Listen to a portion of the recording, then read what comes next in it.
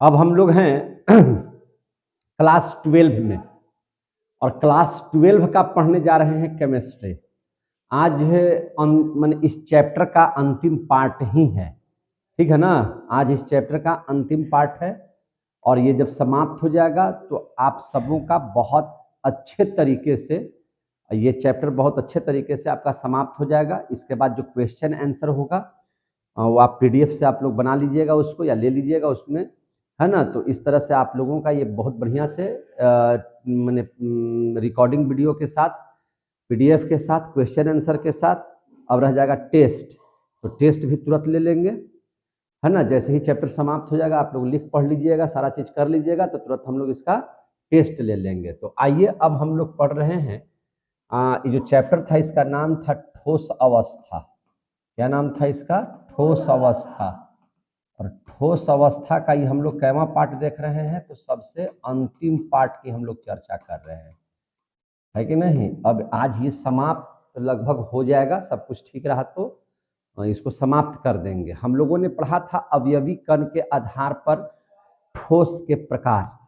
उसके बाद हम लोगों ने पढ़ा था चालकता के आधार पर ठोस का प्रकार।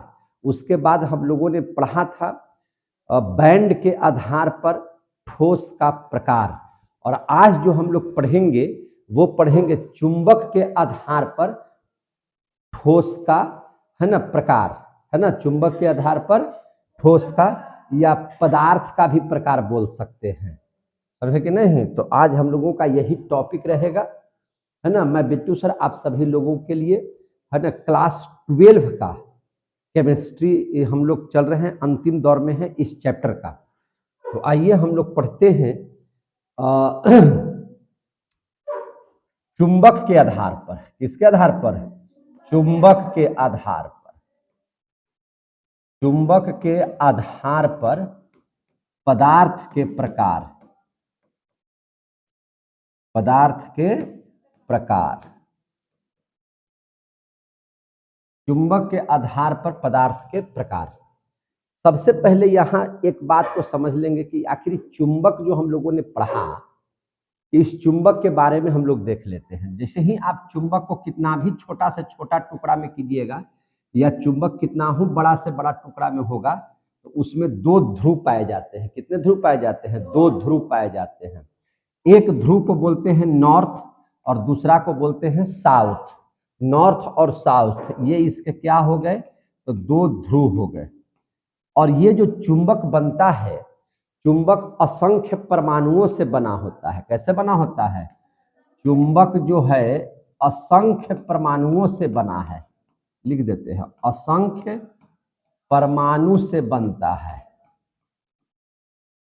असंख्य परमाणु से बनता है। यानी कि अगर इसका कोई भी परमाणु आप ले लीजिएगा तो उसमें नॉर्थ और साउथ दो ठो क्या हो जाएंगे? ध्रुव होंगे ही होंगे।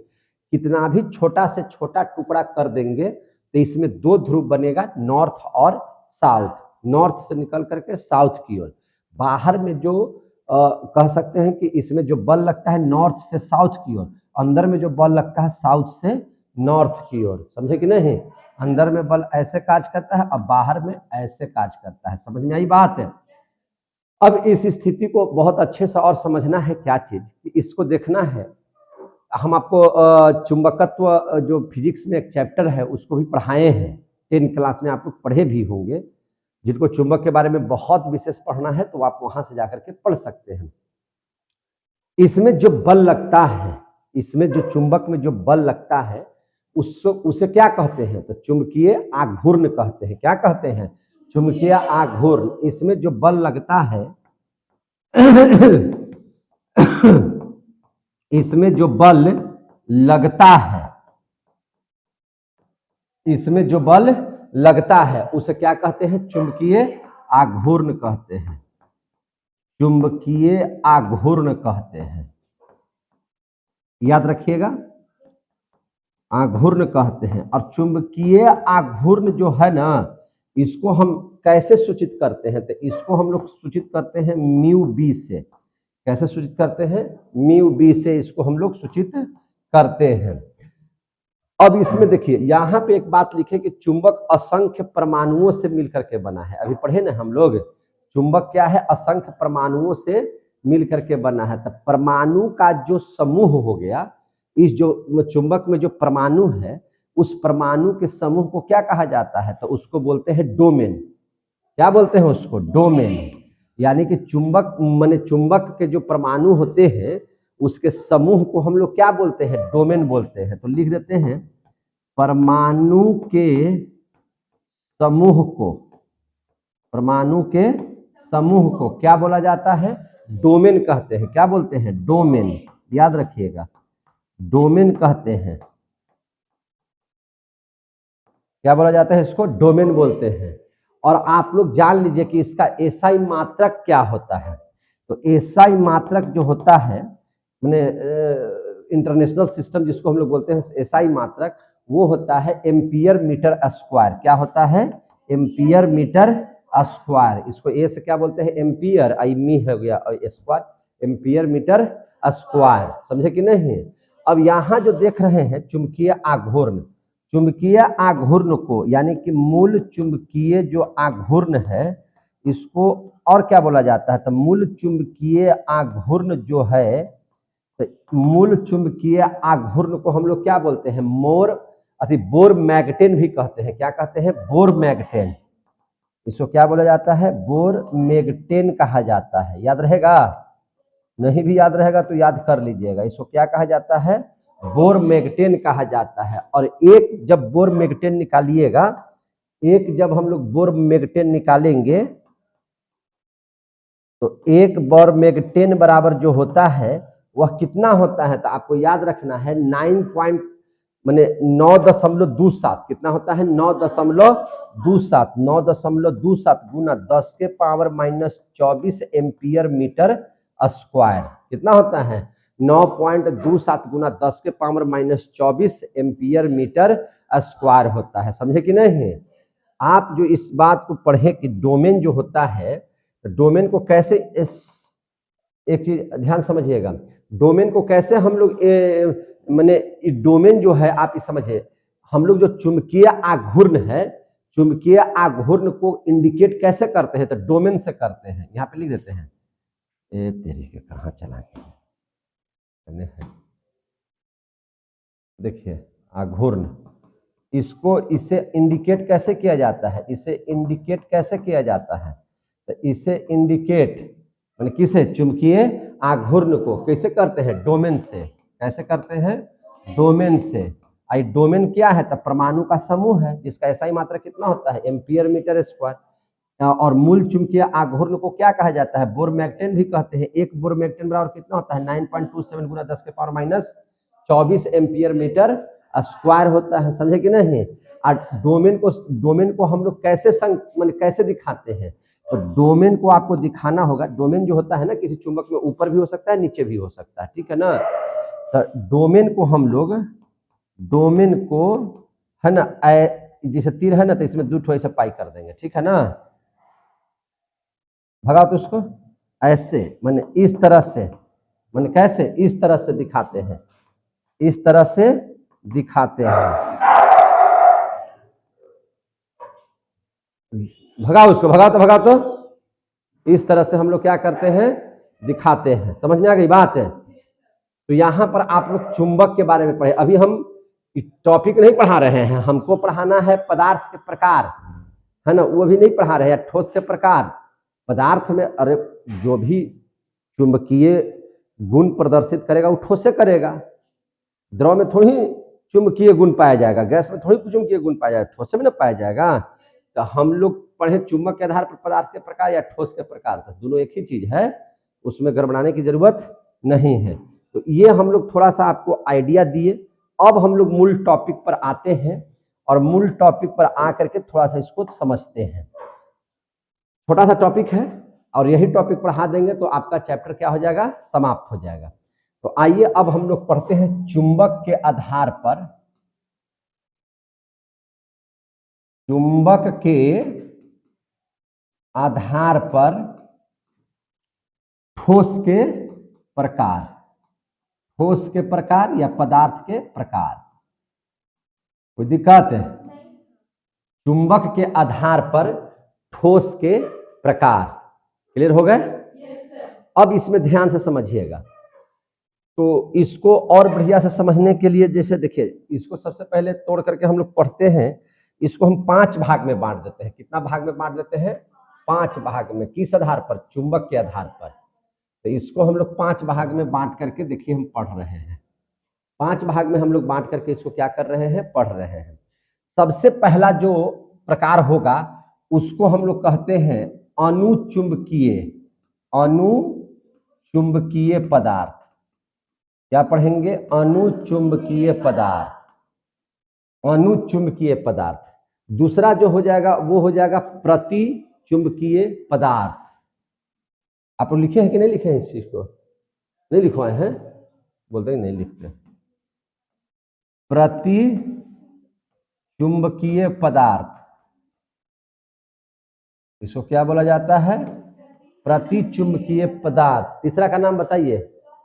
लौह चुंबकीय पदार्थ। क्या पढ़ते हैं इसको हम लोग? लौह चुंबकीय पदार्थ। लौह चुंबकीय पदार्थ। चौथा का नाम बताइए? चौथा का नाम बताइए? क्या है? उसमें हम लिखवाए थे। तो चौथा जान लीजिए, प्रतिलौह चुंबकीय पदार्थ। क्या है? प्रतिलौह चुंबकीय पदार्थ। समझ में आई बात? प्रतिलौह चुंबकीय पदार्थ। एक होता है फेरी चुंबकीय पदार्थ। क्या होता है? फेरी चुंबकीय पदार्थ। समझ में आई बात? एक को हम लोग क्या बोलते हैं? फेरी चुंबकीय पदार्थ। 5वां लिखेंगे फेरी चुंबकीय पदार्थ। अब जरा सा देख लीजिए, यहां पर अंग्रेजी नाम भी जान लीजिए, क्योंकि आपको इंग्लिश में भी आता है तो आपको कोई दिक्कत नहीं होना चाहिए। समझे कि नहीं? तो इसको हम लोग कहेंगे पारा मैग्नेटिक सब्सटेंस। आ गया समझ में? पारा मैग्नेटिक सब्सटेंस। इसको क्या पढ़ेंगे? प्रति है तो एंटी मैग्नेटिक सब्सटेंस। देख रहे हैं ना? Magnetic substance. और लौह को क्या बोलेंगे जरा सा बता दीजिए? तो फेरो मैग्नेटिक सब्सटेंस। फेरो मैग्नेटिक सब्सटेंस शॉर्ट में लिख देते हैं। अब प्रतिलौह चुंबकीय को क्या कहेंगे? तो antiferromagnetic substance. Antiferromagnetic substance. आ गया समझ में? सब्सटेंस मैंने पदार्थ। आप फेरी चुंबकीय पदार्थ को कहेंगे फेरी मैग्नेटिक सब्सटेंस। आ गया समझ में? फेरी मैग्नेटिक सब्सटेंस। तो अनुचुंबकीय पदार्थ, प्रतिचुंबकीय पदार्थ देख रहे हैं। अब जरा सा इसको हम थोड़ा अलग कर देते हैं ताकि आपको लगे कि अलग अलग है ना? तो अलग अलग कर देते हैं। अब समझ में आ गया ऐसे? अब इसमें कुछ हम लोग बातों को समझ लेते हैं। समझे कि नहीं? तो आप लोगों को हम यहां से पूछते हैं कि चुंबक में जो बल लगता है उस बल को क्या कहा जाता है? जल्दी बता दीजिए। चुंबकीय आघूर्ण। क्या बोलते हैं उसको? चुंबकीय आघूर्ण कहते हैं। क्या बोलते हैं? चुंबकीय आघूर्ण। चुंबकीय आघूर्ण को और क्या कहते हैं? चुंबकीय आघूर्ण को और क्या कहते हैं? जल्दी से बताइए। तो उसको हम लोग बोलते हैं बोर मैग्नेटेन। क्या बोलते हैं? बोर मैग्नेटेन। अब हमको बताइए इसका एसआई मात्रक चुंबकीय आघूर्ण का क्या होता है? Ampere metre square. क्या होता है? Ampere metre square. एक बोर मैग्नेटेन बराबर कितना होता है से बताइए? 9.27 गुना 10 के पावर -24 एम्पियर मीटर स्क्वायर है ना। चुंबक में जो परमाणुओं का समूह होता है उसको क्या कहते हैं? डोमेन कहते हैं। क्या कहते हैं? डोमेन कहते हैं। चुंबकीय आघूर्ण को इंडिकेट किस में करते हैं? तो चुंबकीय आघूर्ण को हम लोग सांकेतिक रूप में म्यू भी लिखते हैं, लेकिन इसको इंडिकेट जो है करते हैं उसको किस में करते हैं? तो डोमेन में करते हैं। डोमेन का चिन्ह आप लोगों को हम बता ही दिए हैं, है ना। जैसे किसी भी चुंबक में डोमेन कैसे काम करता है, जैसे चुंबक है तो डोमेन ऐसे रहता है, ठीक है ना। कैसे रहता है? ऐसे या इस तरह से, ऐसे, है कि नहीं? आ रहा समझ में? इस तरह से रहता है। समझ में आ गई बात? इसको ध्यान में रखिएगा। अब हम लोग जरा सा मूल रूप से इन तीनों का हम लोग देख लेते हैं अंतर, है ना, कि है क्या चीज, क्या है, क्या है, क्या है, क्या, सबका हम लोग देख लेते हैं कि है क्या चीज, है ना। और जैसे ही इसको हम लोग पढ़ लेंगे तो ये चैप्टर आपका क्या हो जाएगा? समाप्त हो जाएगा। तो सबसे पहले देखिए, यहां पर लिखा हुआ है अनुचुंबकीय। तो अनुचुंबकीय क्या है? तो अगर कोई चुंबकीय क्षेत्र है तो चुंबकीय क्षेत्र की ओर, है ना, आकर्षण जब होगा, चुंबकीय क्षेत्र की ओर जब किसी ठोस का चुंबकीय क्षेत्र की ओर आकर्षण होगा तो उसको अनुचुंबकीय कहेंगे। लेकिन वह आकर्षण कैसे होगा? एक बैक अकबका करके नहीं, धीरे धीरे। कैसे? धीरे धीरे, दुर्बल बल से।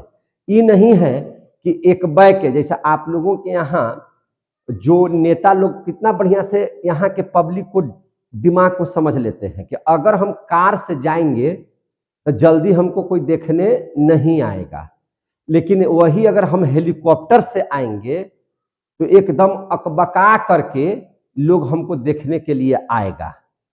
होता है ना, फील्डवा में आता है तो देखे कि नहीं देखे हैं? गांधी मैदान गोह में जब हेलीकॉप्टर गिरता है तो यहाँ के पब्लिक को देखे हैं कैसे भागता है, जैसे लगता है कि उनका मौसा जी आ गए हैं, है कि नहीं? मौसा जी में तो धीरे धीरे जाता है लोग, है कि नहीं? तैयो यहाँ अकबका करके जाता है, हड़ाक से जाता है देखने के लिए, इतना तेजी से जाता है जैसे लगता है कि मैंने क्या कहना है। तो वैसे नहीं आकर्षण होना है, वैसे आकर्षण नहीं होना है। आकर्षण कैसे होना है? जैसे मान के चलिए कि जैसे गांव घर में कोई भोज वगैरह का कार्यक्रम हो, किसी के यहाँ खाने की अगर व्यवस्था हो तो बहुत सारे बच्चा लोग को देखिएगा एकदम टूट पड़ता है तेजी से। अब आपके गार्जियन क्या करते हैं? धीरे धीरे उसके यहाँ जाते हैं, माने हाँ अब कार्ड आ गया है तो जाना जरूरी है, बहुत तेजी से नहीं। ठीक उसी प्रकार से अनुचुंबकीय पदार्थ है। अनुचुंबकीय जो भी पदार्थ होगा, जो भी ठोस होगा, वह चुंबक क्षेत्र की ओर आकर्षित तो होगा, जाएगा, लेकिन कैसे जाएगा? तेजी से जाएगा कि धीरे धीरे जाएगा? धीरे धीरे जाएगा। कैसे जाएगा? धीरे धीरे जाएगा। आ गया समझ में? धीरे धीरे जाएगा। क्या हो जाएगा? धीरे धीरे। तो धीरे धीरे को हम लोग बोलते हैं कि दुर्बल बल से आकर्षित होता है। कौन बल से आकर्षित होता है? दुर्बल बल से आकर्षित होता है। अब समझ में आया? वहीं अगर आप प्रतिचुंबकीय पदार्थ को कहिएगा तो इसका अंग्रेजी पढ़िए एंटी। एंटी माने क्या चीज? आकर्षित हो ही नहीं करेगा। तो वैसा पदार्थ जो चुंबकीय क्षेत्र की ओर, है ना, चुंबकीय क्षेत्र की ओर, चुंबकीय क्षेत्र से कहिए, चुंबकीय क्षेत्र से दूर भागता है। कैसे भागता है? दूर भागता है। लेकिन वह दूर कैसे? तेजी से भागता है कि धीरे धीरे भागता है? तो वह दुर्बल बल से भागता है। कैसे भागता है? दुर्बल बल से। जैसे मान के चलिए कि दो लोगों में लड़ाई हो रही है और एक बेचारा पढ़ा लिखा आदमी है और एक जो है से अनपढ़ आदमी है। तो अनपढ़ आदमी जब गाली गलौज करना शुरू करता है तो वह जो पढ़ा लिखा आदमी है वह सोचता है कि इससे मुंह लगाने से क्या फायदा है। वह उससे क्या करता है? माने धीरे धीरे वहां से क्या करता है? घसक जाता है। वह वहां से कैसे घसकता है? धीरे धीरे। तो वह धीरे धीरे अगर वहां से घसक गया तो धीरे धीरे को हम लोग कहते हैं दुर्बल बल से, है ना, दुर्बल बल से धक्का देकर के वह क्या करता है? बाहर निकल जाता है। तो इसको हम लोग कहेंगे प्रतिचुंबकीय पदार्थ। तो वैसा ठोस पदार्थ जो चुंबकीय क्षेत्र से दूर भागता है, लेकिन किस बल से? दुर्बल बल से। किस बल से? दुर्बल बल से दूर भागता है। आ गया समझ में? वहीं पर लौह चुंबकीय पदार्थ को समझिए। तो लौह चुंबकीय पदार्थ क्या है?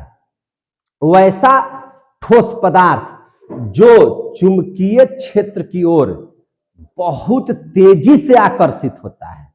तो बहुत तेजी से आकर्षित होने का मतलब क्या हो गया? मजबूत बल से या प्रबल बल से।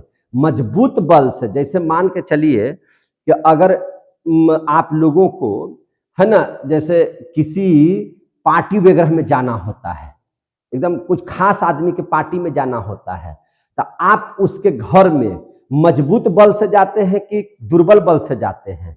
तो मजबूत बल से जाते हैं, सोचते हैं कि जितना जल्दी हम लोग क्या करें, पहुंच जाएं, जितना जल्दी क्या करें, पहुंच जाएं। तो यानी कि जब तेजी से, तो जैसे लोहा उहा चुंबक से कैसे सटता है, तेजी से, तो यह हो गया आपका लोहा, क्या हो गया, लौह चुंबकीय पदार्थ हो गया।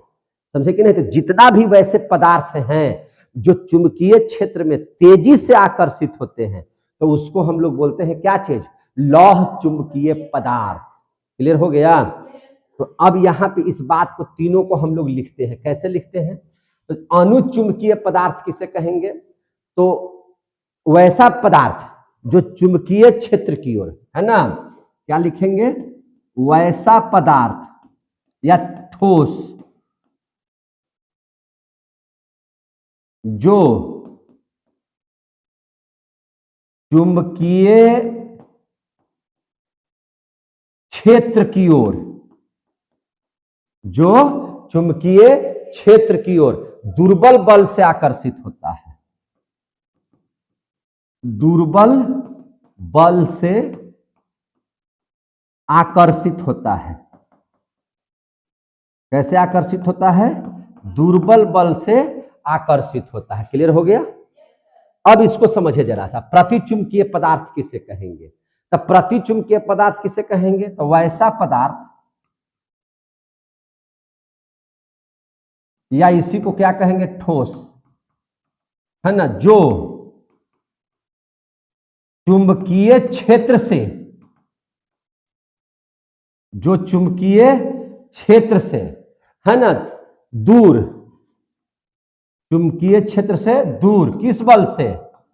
दुर्बल बल से। अब आ गया दुर्बल बल और मजबूत बल का मतलब। दुर्बल बल से, है ना, क्या होता है?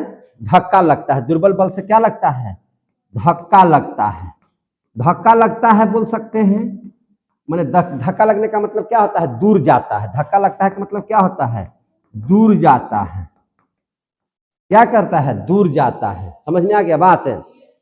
इसका क्या देखिएगा, लौह चुंबकीय पदार्थ को क्या देखिएगा कि जो चुंबकीय क्षेत्र की ओर मजबूत बल से आकर्षित होता है, माने तेजी से पहुंच जाता है कि नहीं? मजबूत बल से। तनी सुन के पूरी बुंदिया का गंध आया, दिन भर वही अगोरले है, हटिए नहीं रहा है ना, एकदम वही पर जकड़ल है ना, बाद में आके कह रहा है कि वहां पूरी बुंदिया के गंध हलू से हम हटते न हलियो। तो ये हो गया मजबूत बल से, जहां पर एकदम उस पर टिकैले है ध्यान को। समझ में आ रहा है बात ना? तो वही बात लिख रहे हैं कि वैसा पदार्थ, वैसा पदार्थ या ठोस जो चुंबकीय क्षेत्र की ओर, चुंबकीय क्षेत्र की ओर, है कि नहीं, मजबूत बल से, कैसे? मजबूत बल से आकर्षित होता है। मजबूत बल से आकर्षित होता है, उसको क्या कहते हैं? लौह चुंबकीय पदार्थ कहते हैं। समझ में आ रही है बात? अब देखिए, अब जरा अनुचुंबकीय पदार्थ में दूसरा बात पढ़िए। क्या पढ़िएगा दूसरा बात? तो अनुचुंबकीय पदार्थ में दूसरी बात समझिए। अनुचुंबकीय पदार्थ होने का मेन कारण क्या है? कोई भी पदार्थ अनुचुंबकीय है, इसका मेन कारण क्या है? इसका कारण बताइए। तो इसका मेन कारण है अजुग्मित इलेक्ट्रॉन का उपस्थित होना। क्या चीज? अजुग्मित इलेक्ट्रॉन का उपस्थित होना। अब बताइए अजुग्मित इलेक्ट्रॉन किसे कहते हैं? तो 11th क्लास में पढ़े हैं ना? तो कहां पढ़े हैं? 11th क्लास में पढ़े ही नहीं है। तो 11th क्लास नहीं पढ़े हैं तो पढ़िए, है कि नहीं? तो सबसे पहले यही एक क्लास इसीलिए बहुत महत्वपूर्ण है कि हर क्लास एक दूसरे से अटैचमेंट होकर के उसका चीज को आगे बढ़ाया जाता है। तो पढ़ना सब जरूरी है।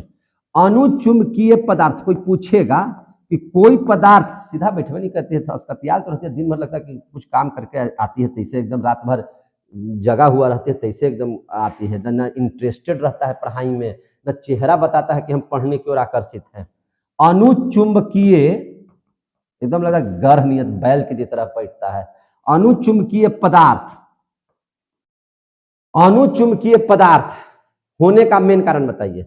अनुचुंबकीय पदार्थ होने का मेन कारण क्या है? मेन कारण, मेन कारण हम क्या बताए अभी? मेन कारण क्या बताए? अजुग्मित इलेक्ट्रॉन का उपस्थित होना।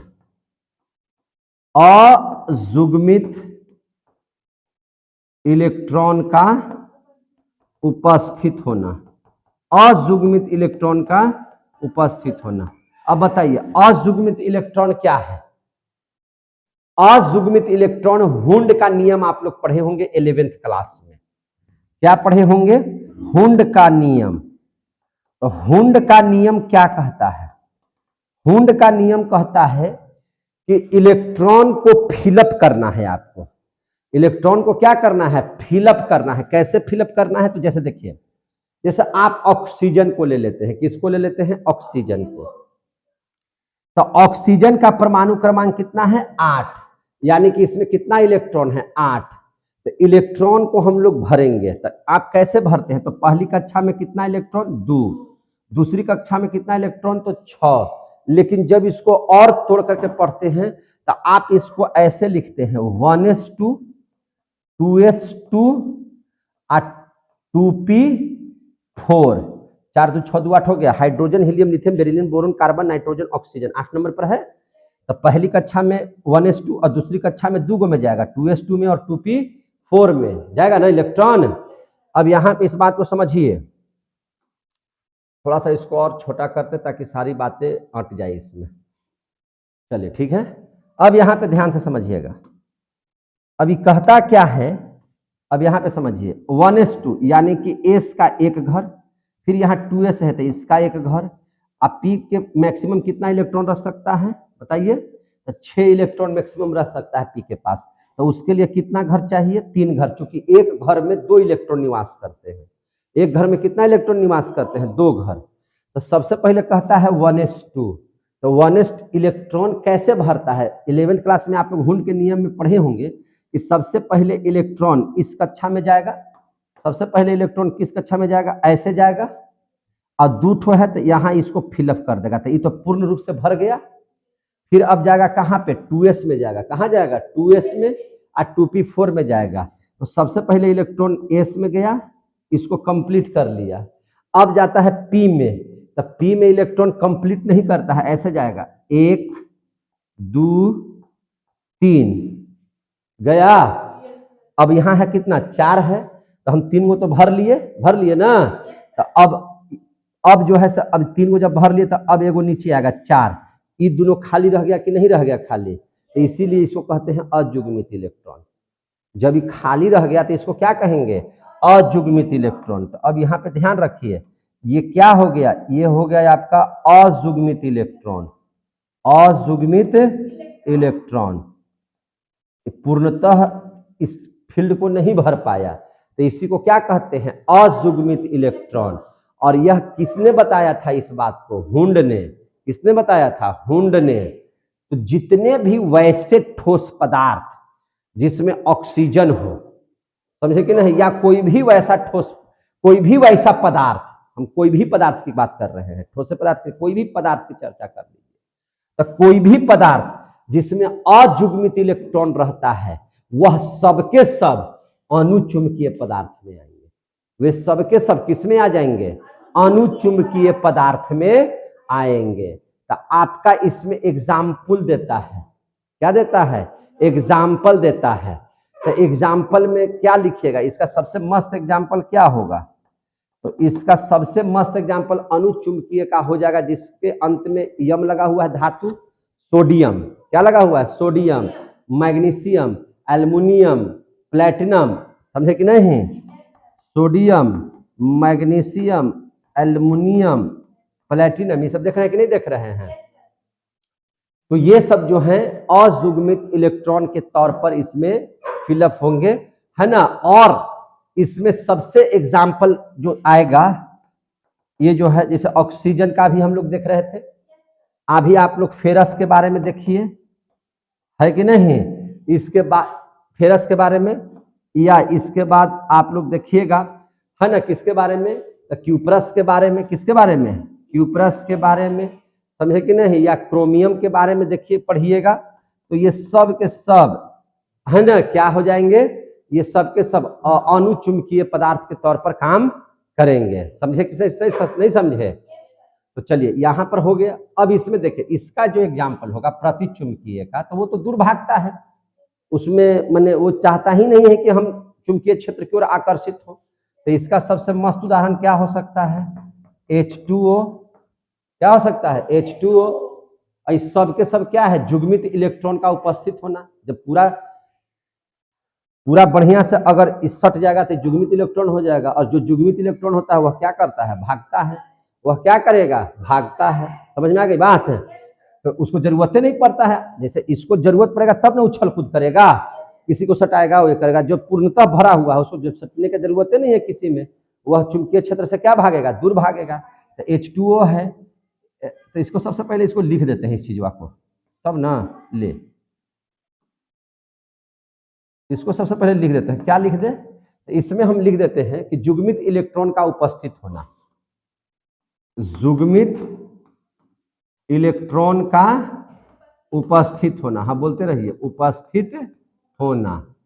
जुग्मित इलेक्ट्रॉन का उपस्थित होना, इसका मस्त एग्जांपल है H2O, NaCl भी, NaCl भी, या C6H6 भी, है कि नहीं। इस सब में क्या होगा? इस सब में इलेक्ट्रॉन जो है, इस सब में इलेक्ट्रॉन क्या हो जाएगा? पूर्ण रूपेण क्या हो जाएगा? भर जाएगा। देख रहे हैं ना, इस सब में पूर्ण रूपेण इलेक्ट्रॉन क्या हो जाएगा? भर जाएगा। समझ में आ रही बात है? तो इसीलिए इसको क्या कहते हैं? जुग्मित इलेक्ट्रॉन कहते हैं। क्या कहते हैं इसको? जुग्मित इलेक्ट्रॉन कहते हैं। अब इसको देख लीजिए जरा सा, लौह चुंबकीय पदार्थ। तो लौह चुंबकीय पदार्थ क्या है? मजबूत बल से आकर्षित होगा, मैंने तुरंत आकर्षित हो जाएगा कि नहीं हो जाएगा? इसमें देखिएगा, इसमें जो डोमेन की व्यवस्था होती है वह एक देशिक होती है। कैसी होती है? एक देशिक। इसमें जो चुंबक होगा, उसमें जो डोमेन होगा वह किसी एक दिशा में होगा। अगर ऊपर होगा तो सब ऊपर, नीचे होगा तो सब नीचे। इससे क्या फायदा होता है? देखिए, सबसे पहले इसको हम पहले लिख देते हैं कि डोमेन की व्यवस्था जो होगा, डोमेन की जो व्यवस्था होगा एक दैशिक होता है। एक दैशिक होता है, का मतलब क्या होगा? तो एक दैशिक का मतलब होता है कि एक ही दिशा में, किस दिशा में? एक ही दिशा में। जैसे अगर ये चुंबक है इतना बड़ा, अगर सबका सब डोमेन एक ही दिशा में है, सबका सब डोमेन कैसे है? एक ही दिशा में है। तो अब हमको बताइए जरा सा, तो अगर सबके सब एक ही दिशा में है, तो अगर कोई पदार्थ यहां पर है और इस सब मिलकर के ताकत लगा रहा है उसको खींचने में, तो अगर एक ही दिशा में सब है, एक ही दिशा में सब है ऊपर की ओर लगाया हुआ खींचने के लिए, तो ज्यादा तेजी से खींचेगा कि कम तेजी से खींचेगा? ज्यादा तेजी से खींचेगा। कैसे खींचेगा? ज्यादा तेजी से खींचेगा। लेकिन अगर ऐसे रहे, देख रहे हैं, ऐसे रहे और इसी में कुछ नीचे रहे, कुछ नीचे रहे ऐसे, तो कुछ ताकत ऊपर लगेगा और कुछ ताकत नीचे लगेगा। तो आकर्षण बल मजबूत की कमजोर? कमजोर हो जाएगा। जैसे अब मान के चलिए कि आप 11 खिलाड़ी हैं एक तरफ, और एक तरफ 11 खिलाड़ी है। इधर का 11 खिलाड़ी एकदम आपको कबड्डी में खींचने या किसी चीज को खींचने के लिए पूरा ताकत लगाए हुए है, और इधर का खिलाड़ी आपको कुछ धक्का दे रहा है और कुछ खींच रहा है। तो इधर का बल ज्यादा मजबूत होगा कि इधर का बल ज्यादा मजबूत होगा? तो इधर का बल ज्यादा मजबूत हो, जो एक ही साइड में अपनी पूर्णतः एनर्जी को लगा रहा है तो ज्यादा ना आकर्षित करेगा। तो जब डोमेन की व्यवस्था चुंबक में एक ही दिशा में होगा, तो वह चुंबकीय क्षेत्र की ओर ज्यादा आकर्षित होगा। तो लौह चुंबकीय पदार्थ में जो डोमेन की व्यवस्था होती है वह किसी एक ही दिशा में होती है। क्लियर हो गया? इसीलिए इसमें कौन सा बल कार्य करता है? तो मजबूत बल कार्य करता है। इसीलिए इसमें कैसा गुण पाया जाता है? चुंबकीय गुण ज्यादा होता है, इसलिए इसमें चुंबकीय गुण ज्यादा पाया जाता है, ज्यादा पाया जाता है। क्लियर हो गया? चुंबकीय गुण ज्यादा पाया जाता है। समझ में आ रही है बात? तो यहां तक इस बात को समझ लिए। देखिए डोमेन जो है निश्चित दिशा में होगा। अगर ऊपर होगा तो सबके सब ऊपर होगा, नीचे होगा तो सबके सब नीचे होगा। तो इस बात को भी लिख देते हैं कि एक दैशिक होता है। तो एक दैशिक में तो दोनों चीज आइए जाएगा, है कि नहीं? एक दैशिक का मतलब है कि जो जब भी होगा तो एक ही दिशा में होगा। तो इसलिए इसका सबसे बढ़िया एग्जाम्पल क्या देख लीजिएगा? तो लोहा देखे हैं कि नहीं? लोहा में, लोहा क्या है? वह चुंबक की ओर ज्यादा आकर्षित करता है ना? तो उसमें डोमेन की व्यवस्था कैसी होती है? एक दैशिक होती है। तो इसका हो गया। या कोबाल्ट को आप देख लीजिए, या निकेल को देख लीजिए, ये सब में जो डोमेन की व्यवस्था है वह एक दैशिक है। कैसी है? एक दैशिक है। समझ में आ गया बात? यहां तक समझ लिए। इसमें एक चीज और समझ लीजिए, यहाँ पे अनुचुंबकीय पदार्थ में इसमें और क्या समझिएगा जरा सा देख लीजिए। इसको और छोटा करें जरा सा, इसे दिखाई दे रहा है सबको? चलिए दिखाई दे रहा है, बढ़िया बात है। तो अब देखिए इसमें और समझिए इसको बढ़िया से। अब इसमें और क्या हो सकता है सर? तो देखिए इसमें और चीज समझिए। अगर चुंबकीय पदार्थ को हटा दिया जाए, चुंबकीय क्षेत्र हटा देंगे, तो जैसे ही चुंबकीय ई वाला अनुचुंबकीय में एक तो आकर्षित धीरे धीरे गति से धीरे धीरे बल से होता है।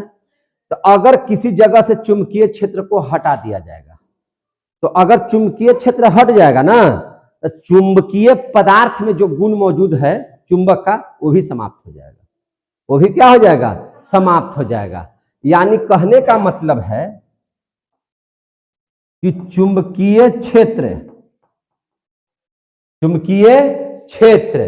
हटाने के बाद, चुंबकीय क्षेत्र हटाने के बाद जब आप चुंबकीय क्षेत्र को हटा दिए तो उसके बाद इन पदार्थों का चुंबकीय गुण,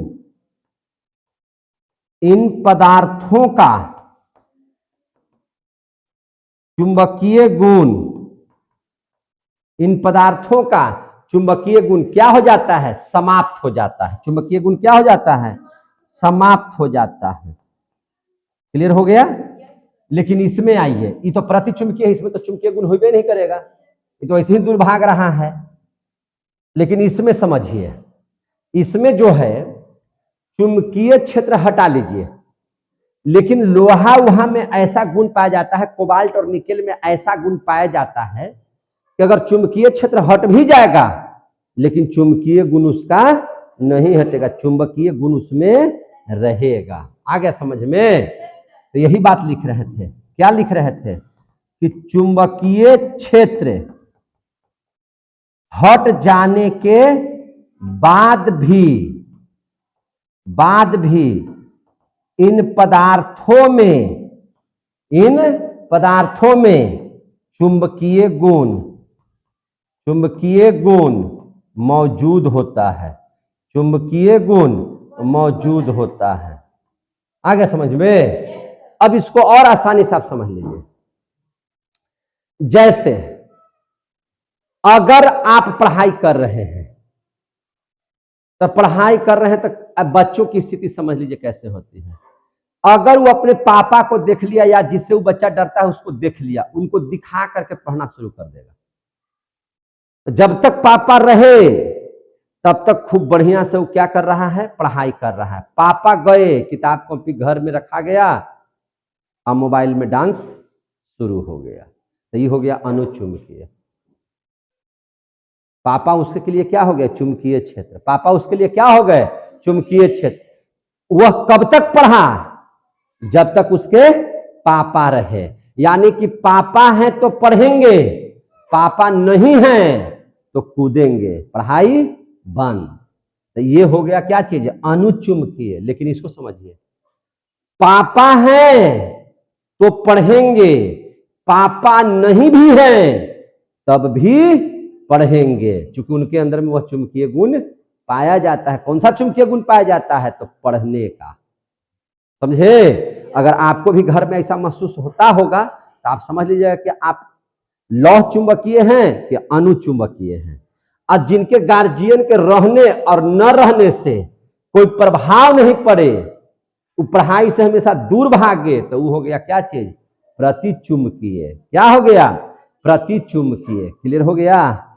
अब समझ में आ गया कि नहीं समझ में आया? अब जरा सा देख लेते हैं प्रतिलौह चुंबकीय। अब क्या देख लेते हैं? प्रतिलौह चुंबकीय। तो प्रतिलौह चुंबकीय को ध्यान से समझिए। देखिए यहां पे प्रतिचुंबकीय जो पदार्थ था वह चुंबकीय क्षेत्र से दूर तो भाग रहा था, लेकिन किस बल से भाग रहा था? दुर्बल बल से। लेकिन प्रतिलौह चुंबकीय में वैसा पदार्थ जो चुंबकीय क्षेत्र से दूर भागेगा लेकिन मजबूत बल से, जो मजबूत बल से दूर भागेगा वह हो जाएगा प्रतिलौह चुंबकीय पदार्थ। क्लियर हो गया? तो इसको भी लिख देते हैं, है ना? कैसे लिखेंगे कि वैसा पदार्थ जो चुंबकीय क्षेत्र से दूर मजबूत बल से भागता है। कैसे भागता है? मजबूत बल से भागता है। उसको हम लोग क्या बोलते हैं? प्रतिलौह चुंबकीय। काहे भागता है? तो डोमेन की व्यवस्था माने एक दैशिक नहीं होता है। डोमेन की व्यवस्था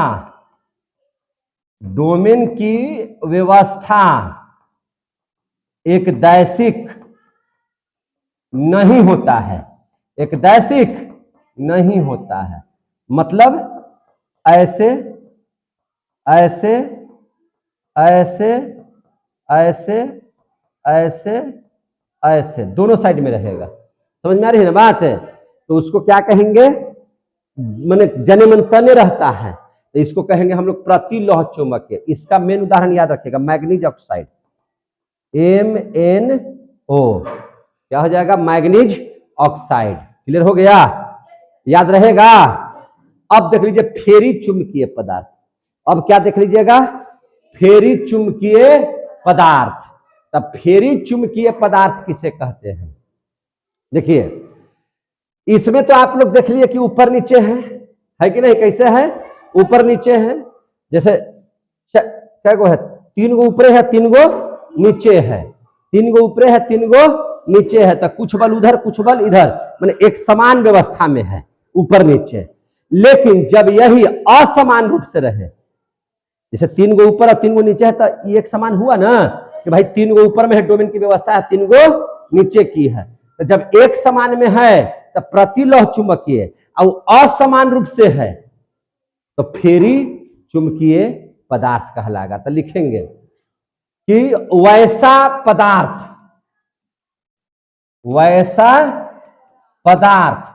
है ना, वैसा पदार्थ है ना, वैसा कौन पदार्थ? चुंबकीय पदार्थ है ना, वैसा पदार्थ, वैसा चुंबकीय पदार्थ। ऐसा लिख देते हैं, वैसा चुंबकीय पदार्थ, वैसा चुंबकीय पदार्थ जिसमें डोमेन की व्यवस्था असमान रूप से व्यवस्थित हो, असमान रूप से क्या हो? व्यवस्थित हो।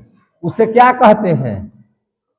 फेरी चुंबकीय पदार्थ कहते हैं। उसे क्या कहते हैं? फेरी चुंबकीय पदार्थ कहते हैं।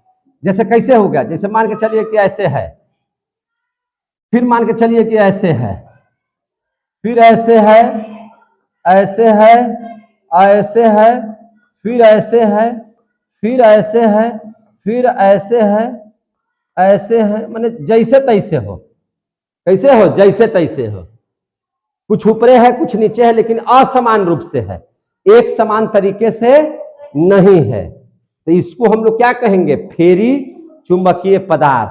तो इसका भी एग्जाम्पल आता है आपको, इसमें से क्वेश्चन भी आता है कि फेरी अनुचुंबकीय, प्रतिचुंबकीय, लौह चुंबकीय में अंतर लिखिए।